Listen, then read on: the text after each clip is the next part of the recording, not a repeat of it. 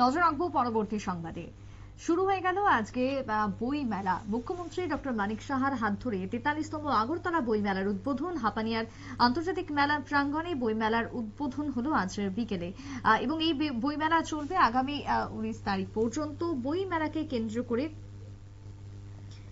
ব্যাপক উৎসাহ পরিলক্ষিত। তথ্য সংস্কৃতি দপ্তরের উদ্যোগে এবং তারই সাথে আজকে রাজ্য সরকারের ব্যবস্থাপনায় বইমেলার উদ্বোধন হয়ে গেল।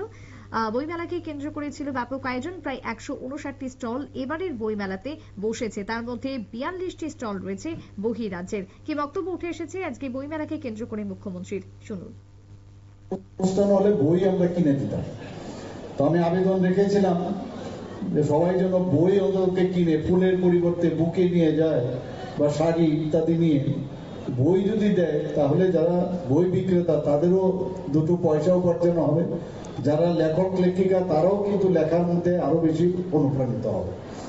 তো আজকে এখানে এই প্ল্যাটফর্মে আবার আমি এই কথাটা বলবো যে বই যেমন পড়তে আমাদের অভ্যেস করা উচিত বারবার, এবং বইয়ের মধ্যে যে তার যে স্মেল, যে গন্ধ, তার মধ্যে একটা অদ্ভুত একটা আনন্দ এবং আত্মতৃপ্তি আমাদের হয়।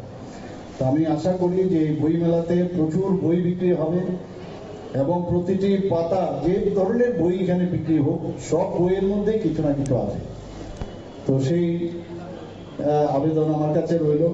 আমরা জানি যে বই আমাদের চেতনার যে সীমানা সেটা আমাদের বাড়ায় এবং সময় কিন্তু ফুরিয়ে যায়, সময় ফুরিয়ে যায় কিন্তু বই কখনো ফুরায় না। বই সবসময় যারা লিখছেন এবং বর্তমান সময়ের যে নিড অফ দ্য আওয়ার, এবং যিনি লিখছেন সেই নিড অফ দ্য আওয়ারের উপর ভিত্তি করে উনি বইটা লিখছেন, এবং তাই এটাকে বলে সময়ের প্রতিধ্বনি।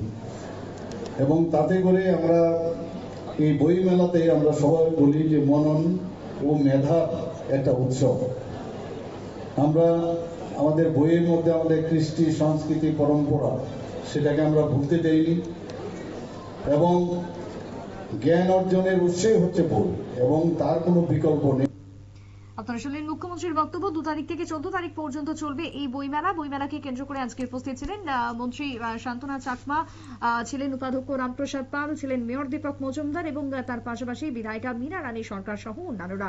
এবারে বইমেলাতে বাংলাদেশের কোনো স্টল আসেনি, রাজ্যের পক্ষ থেকে কোনো আমন্ত্রণ জানানো হয়নি, কিন্তু বহিরাজ্যের কলকাতা সহ দিল্লি এবং অসম মিলিয়ে প্রায় 42টা স্টল রয়েছে বহিরাজ্যের, এমনটাই জানিয়েছেন বইমেলা কর্তৃপক্ষ। ছোট্ট বিরতির পর ফিরছি, সঙ্গে থাকুন।